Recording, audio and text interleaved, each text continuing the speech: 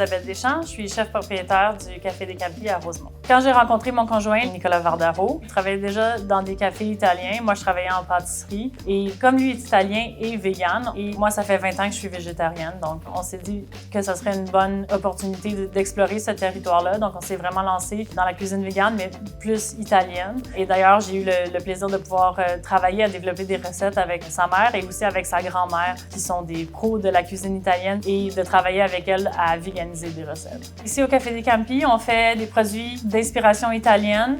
On a des pizzas, des focaccia, des calzones en salé. Sinon, dans le sucré, on fait aussi un peu de viennoiserie avec des produits du Québec, souvent avec des confitures ou des choses comme ça. On fait des cornetti, et sans compter la gamme de biscuits secs qu'on trouve habituellement dans les pâtisseries italiennes. On a ouvert le Café des Campi parce que presque 10 ans de ça, quand on s'est lancé dans cette aventure-là, en fait, ici à Montréal, il y avait seulement un autre endroit où c'était possible de trouver des pâtisseries végétaliennes. Au fil des dernières années, c'est un marché qui a énormément grandi et de plus en plus, les gens cherchent, sans nécessairement être complètement vegan, il y a plus de gens qui cherchent des options végétales. Il y a une grande part du marché à aller chercher là.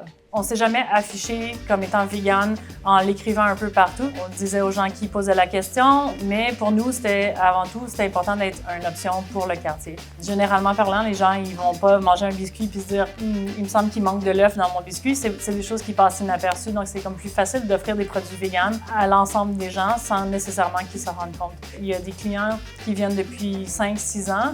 Des fois, ils vont être en file à la caisse, puis il y a quelqu'un qui va demander « Ah, j'ai entendu dire vous avez des options véganes. » Et quand Nico leur répond que tout est vegan, les clients qui sont déshabitués, que ça fait plusieurs années qu'ils viennent, des fois, il y en a qui croient pas de savoir que ça fait déjà 5 ans qu'ils mangent des choses qui sont complètement véganes, mais qui n'avaient aucune idée parce que pour nous, de prime abord, il faut que ça soit bon.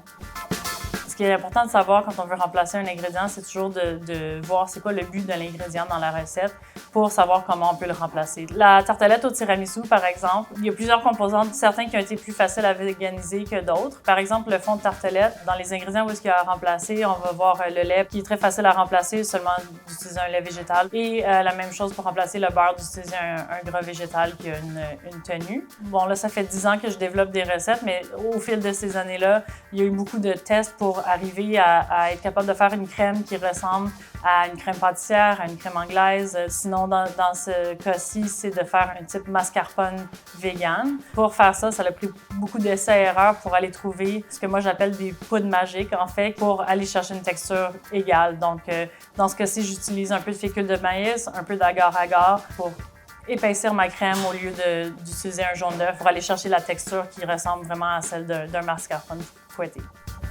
C'est sûr que de faire de la pâtisserie végane, ça peut prendre un peu plus de temps parce que souvent, tu te trouves à devoir faire tes matières premières. C'est une étape qui se rajoute à ce niveau-là. On fait notre propre lait d'amande pour le café au lieu de l'acheter, mais je trouve que ça nous permet quand même de mieux contrôler certaines composantes des recettes. Et dans l'économie courante, faire des œufs de lin versus acheter des œufs, je pense que c'est quand même avantageux côté prix. Donc, même si parfois ça peut prendre plus de temps, il y a quand même certains avantages. Quand on développe une recette de toute pièce, souvent, en pâtisserie traditionnelle, il y a beaucoup de références, beaucoup de repères, mais pour la cuisine végétale, c'est des choses qui existent moins. Dans les dernières années, il y a eu beaucoup plus de travail de recherche, de développement qui a été fait par rapport à ça. Mais sinon, souvent, c'est les gens qui font les tests dans leur cuisine. Ma philosophie, c'est un peu de dire il n'y a rien qui est impossible de véganiser. C'est juste qu'on n'a pas trouvé encore comment faire. Et j'ai eu quand même beaucoup de chance de pouvoir aller travailler avec la grand-mère à Nico pour voir, bon, elle, comment elle les faisait traditionnellement. Et ensuite de ça, moi, trouver des façons de remplacer certains ingrédients pour arriver à un résultat qui était presque équivalent aussi.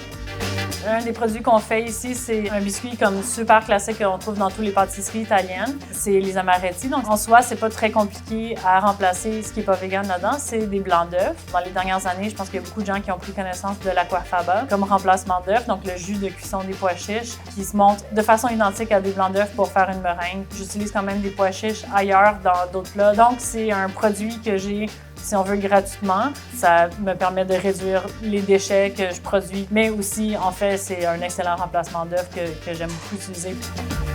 Alors, au début, quand on faisait des essais de nouveaux produits, c'est sûr que souvent, c'était la famille à Nico qui goûtait à ça parce que eux, comme ils sont habitués à la saveur italienne, ça fait longtemps qu'ils en mangent. Pour moi, c'est tout le temps ça le grand signe d'une réussite, c'est si je peux amener mon produit qui est vegan, qu'ils me disent que c'est bon. Donc, la première fois que j'ai réussi à faire des cannolis vegan avec la grand-mère à Nico, j'ai eu besoin de son aide. Quand elle m'a dit genre oui, c'est équivalent, ça passe, c'est bon, mais alors pour moi, ça c'est comme un signe de on est rendu à la bonne place.